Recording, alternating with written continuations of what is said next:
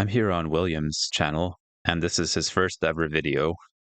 And I just wanted to take a little time to react to this, and I've already watched the video, so this will be like a post-watch reaction, just going through and checking some moments that interest me and just commenting on them. I think you'll enjoy this one.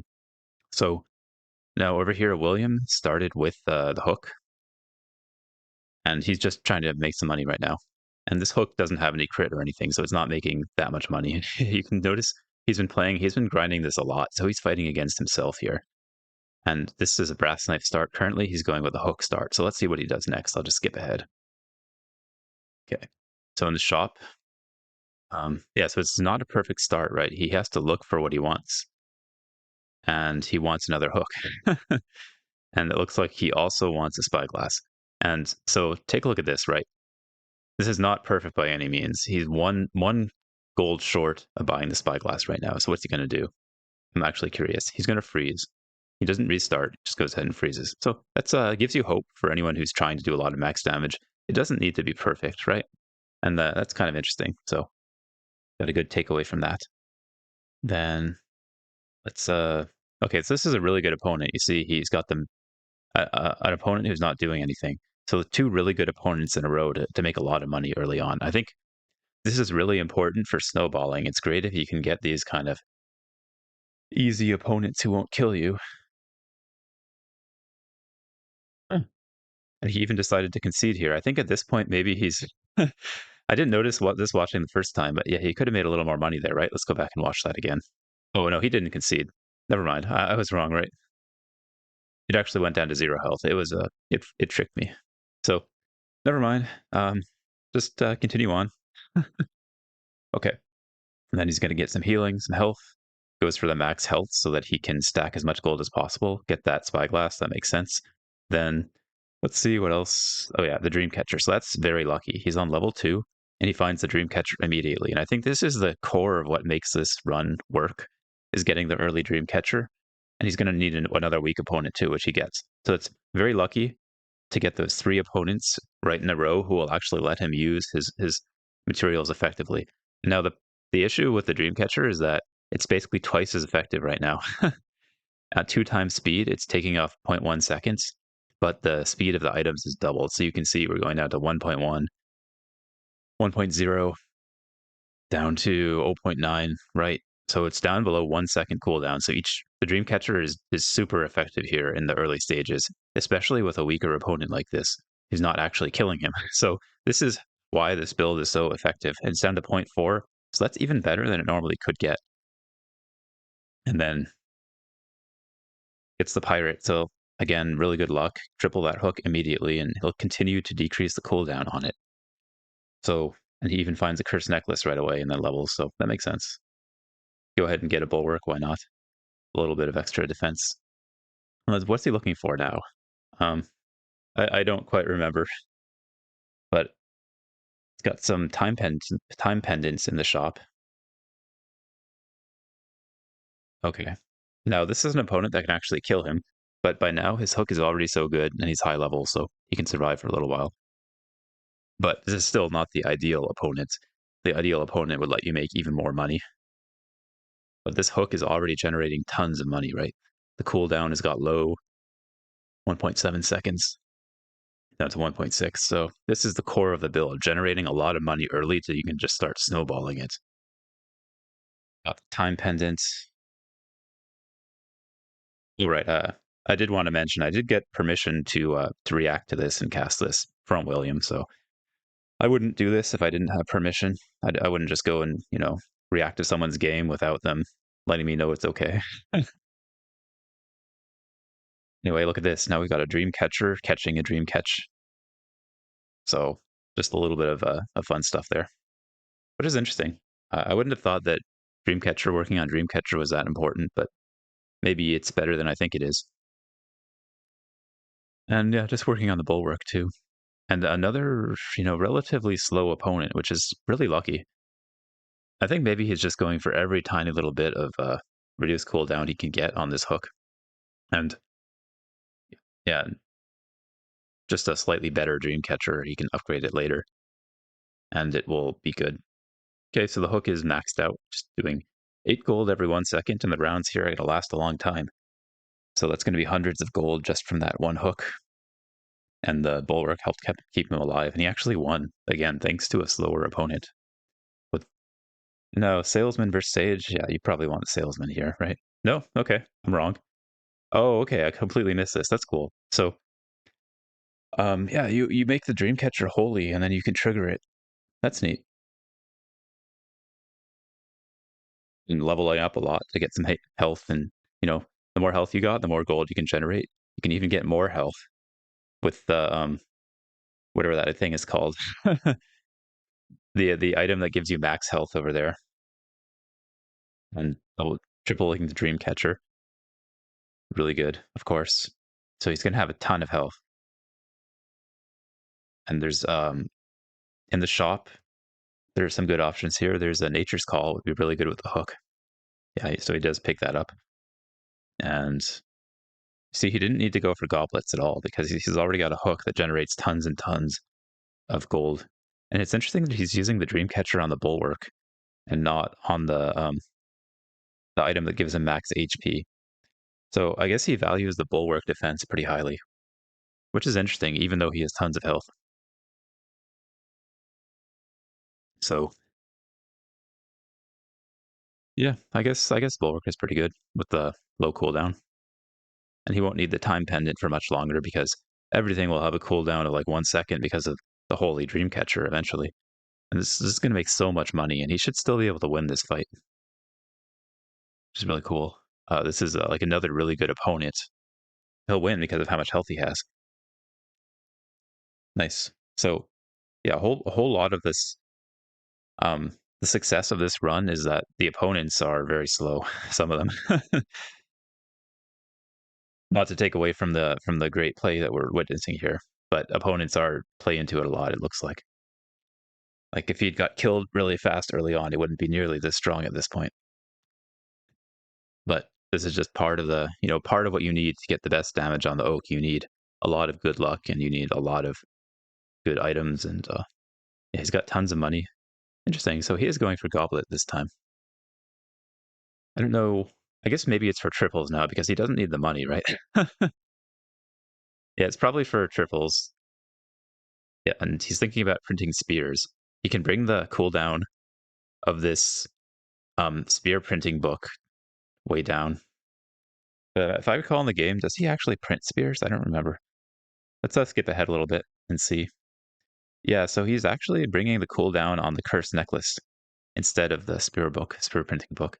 Maybe he's decided he doesn't need to print spears after all.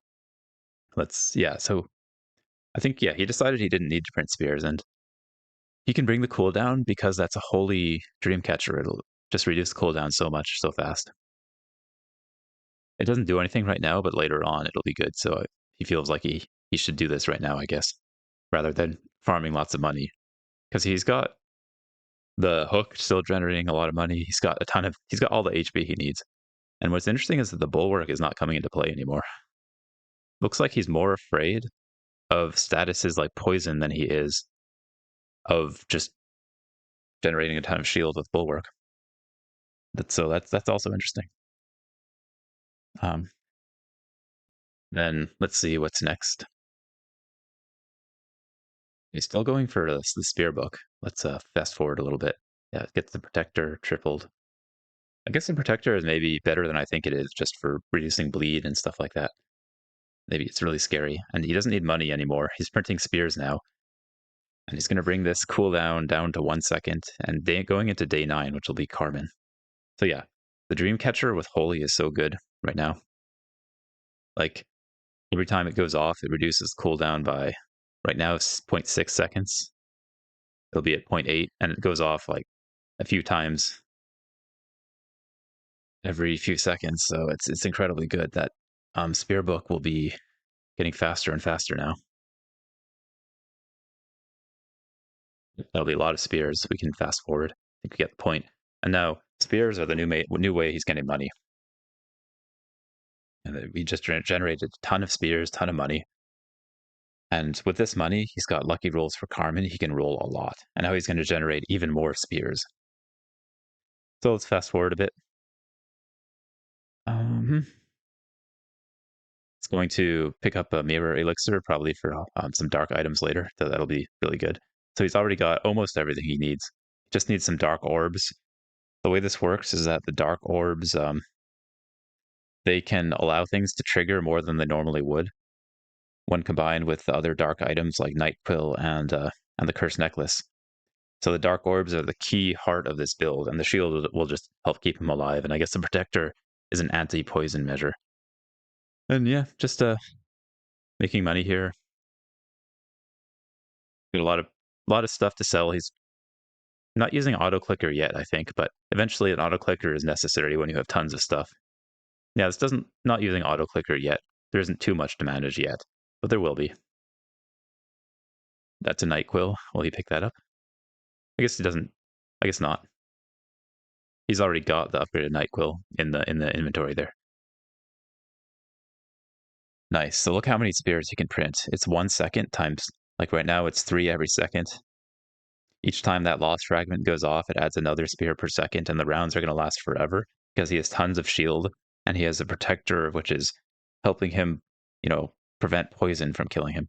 So he's going to last the entire round every single time almost. And this is another really good passive opponent. And it looks like this opponent is actually going to win against him, but he still has a good HP buffer, so it doesn't matter. He's just going to make so many shields, 6 per second right now, which is kind of crazy. And the rounds will go so long because of how much shield both of them have. So just going to keep getting spears, keep on going. Like, how many spears do you think that is? Right now it's 7 per second. That was probably a good, I don't know, 30, 45 seconds, minute. I'm not sure how long the round even lasted, but it'll be like hundreds of them. You'll just see how it'll fill up his entire inventory, and he can do other stuff while those keep generating. And yeah, he's looking for dark items and dark potions right now. And he's fast forwarding because there's a lot of rolling to do. Yep, still looking for the right potions. He got the moon potion, which is actually going to kind of come into play in one of the more brilliant moments of this challenge to get max oak HP. And you saw he used an auto clicker down there, which is great. You need to do that to save your fingers here. If I ever try to do something like this, I'm definitely going to make this, an auto clicker configuration that works. And he's got another auto clicker going on the chests too, which makes sense. You see, he's got the cursor positioned away from the button, so he's probably got this just on auto and walked away for a few minutes. You saw how that over here, the auto clicker is finished the bottom row of chests, and then it continues clicking for a while. So yeah, now he's using another auto clicker, sort and auto click. I wonder if there's a better way to do it, but I don't know. You have to be careful not to sell the stuff you need. So probably that's the best way. Getting that multicast potion will be good. He'll need a lot of those too. Yeah. And now I guess he feels he has enough money. Or no, he's going to transform over into using generating the dark items instead of the spear book. And that'll be even better, right? So instead of generating like 1 spear per second per cast, he'll generate 4 per second, 4 per cast with the dark item generation. So this will be an absolutely insane amount of items, and he can get so much money. So let's go ahead and skip over a little bit. Just buffing up the Dreamcatcher. So yeah, 60. So the Dreamcatcher is dark. That's why it has so much multicast. Because, oh, right, I missed a brilliant moment here. So watch this. So instead of using the Night Quill, he actually drops in the Mooncatcher. Or whatever. I think that's called a Mooncatcher. And the point is, he's got those things. They're all moon items. So they get tons of multicast now at the start of the battle because of that dark moon catcher, I think it's called, whatever. Moon catcher, moon veil. I forget the names. But you see, every time that cursed necklace goes off once each second, it gives more multicast to the dream catcher. So he can bring anything down to 1 second instantly almost. So this is brilliant. And if any of you or me wants to try something like this, keep that in mind. You can use that. Get multicast on anything that has moon on it, as much multicast as you like. The problem is he's actually killing the opponent too quickly now. That is one problem here, right? You don't want to kill them this fast. You want to keep generating items. So I wonder if there's any way to mitigate that. I don't think there is. I think you just have to accept that if you're going to use the Dreamcatcher. So, um, yeah, I don't know. I don't know if you want to just. I think you have to do it like that, though. Just you're already generating tons and tons of items anyway, so I think you've got enough stuff. But it is a problem that you kill people too fast. Yeah, so he doesn't need that anymore. He's already got everything he needs, which is, looks like it'll be 2 Nightquills and a Dark Orb. Let's fast forward a bit. There's some Dark Orbs. He wants unupgraded Dark Orbs. As soon as he starts getting multicast on the Dark Orbs, we'll lose that special property that allows them to like break the frame rate limit. So yeah, he wants to have just single cast Dark Orbs. Right now, that's how it works. No, he's using the auto clicker. Looks like it's a sort, and like the auto clicker includes a sort, I believe. I'm not 100% sure because it's a little bit risky to do that. So it's probably just an auto clicker with a hotkey, and he presses the sort manually. I'd be afraid to do it any other way, but you know, I'm not sure exactly how the mechanics work. And this is one of the moments in the video that really like kind of blew me away, just how this looks. You don't see this in a normal game, but it's like this dark item just has a halo around it. It's like a black hole. And you got all this purple stuff going on. It's just really cool to see this, right? We're seeing the build in action. The problem right now is the poison. Really not lucky to run into a poison build at this moment. He's kind of invincible except for poison, but he's still generating tons of dark items, right? I think he's still generating items to make money. Yeah, tons of dark items. And it's just going to fill up the inventory. This is why it takes so long in real time to run this, because he's generating so many items that he has to sell them all. And he still has to be careful not to sell the important stuff he needs to keep. So using auto clicker blindly could be a problematic here. Yeah, he really has to be careful about what to sell and what not. It would be nice if there was like a protected area to put the stuff you absolutely do not want to sell, so that you can be a little bit more liberal with the auto clicker setup. Anyway, just look at all that stuff. It's still generating items. It'll probably do that for like minutes. Let's see how long that keeps. Yeah. So it's generating while he uses auto clicker to sell the stuff he's getting. It looks like he's put the important stuff over by the chests so that he doesn't sell it by accident. But you can see how his gold is going up like that 20,000, 30,000. So in the video, he's fast forwarding. I'm just going to go ahead and keep skipping. Look, it's still the generated items are so long, and now he's sold all that stuff and made hundreds of thousands of gold. Still using the auto clicker to sell stuff. So many swords. And now all the Nightquill is selling all that stuff. Wow. And just finding the potions he needs. There's a multicast potion. And now the final setup is starting to put itself together. And like in the most modern setup, it looks like he's found that using the spyglass is the key to doing the most damage, which I never would have thought of myself. So that's really cool. Makes a dark spyglass and it goes off like hundreds of times a second. And he'll put tons and tons of crit damage on all these items. And it's interesting that he chooses the dark orbs for the crit.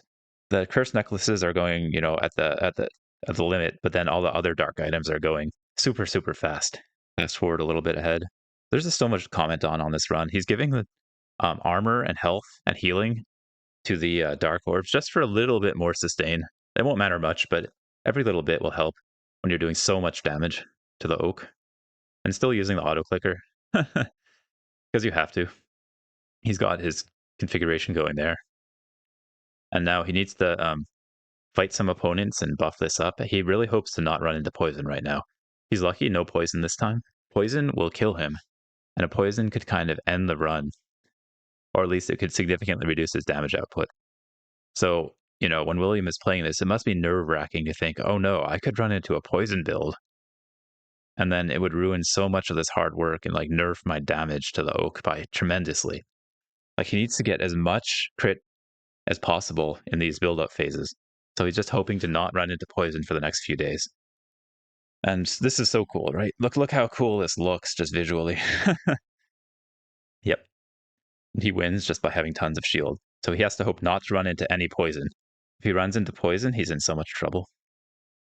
I'm not sure what he's looking for right now. Is it just potions? Yeah, I think it's just like potions to buff his setup. and he's hoping that just having a lot of healing will also help to mitigate poison. There's a little bit of poison here coming in. Maybe his health and healing will be able to mitigate this, though. So let's fast forward. Yep, it's just not enough poison to kill him. So good there. And just so look at that. Did you see that? Let me go back. Yeah, 243,000%. This is so cool, right? Yeah, I'm really glad he decided to put a YouTube video out so that we can enjoy it. And I'm also glad he gave me permission to comment on it. Because it's really exciting for me to see this, and I just I love like this is the extreme of what you can do in this game, or what you could do, because it'll be even better in the new patch.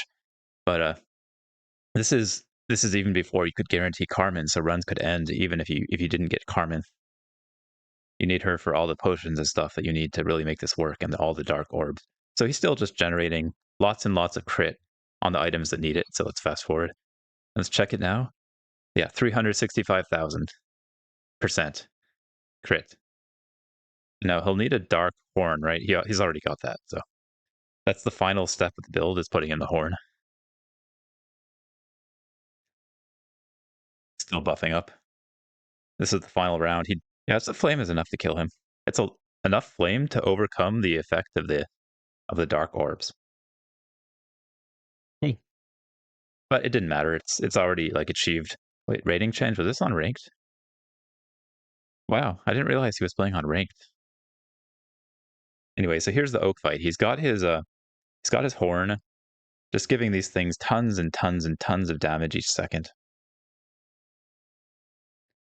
You can just see that the numbers go up. Let's fast forward a bit. It's in the billions now. No, it's in the trillions already. So we're in the trillions, and just waiting. He's got the shield from the dark orb that's helping to keep him alive a little bit. But that's the build. You can see the insane damage numbers on those items, and they're triggering so many times per second. Yeah, the dark orbs are triggering the horn, and then the night quill works with the dark orbs to give them multi triggers, and then the curse necklaces trigger 10 times per second to trigger the dark orbs again. The curse necklaces are not triggered by the dark orbs, so it's not an infinite loop, but it's as good as you can get. So I think probably 1 quadrillion damage might be possible. I'm sure William is working on it right now. But this is already impressive. Like, super impressive. I hope you get a sense for how this works and how much effort and grinding he had to put into to get a run like this. It's really inspiring to see this. So, yeah, again, happy that I was able to cast this, and to see this on YouTube is awesome. I believe this is the only video of this type for now on YouTube. So, you know, yeah, if you want to head over and see the whole thing, William did a good job putting it together and editing it. He didn't comment on it himself, unfortunately, but he just put on some copyright free music on there. And yeah, I really hope you enjoyed my my review or my commentary on William's incredible build here. It was really exciting for me to watch this. It's like a piece of art almost in Oaken Tower, you know, like how people come up with these incredible ways to do damage. Very inspiring. Well, anyway, thanks for watching. I'll see you in my own next video, and take care. Have a great day.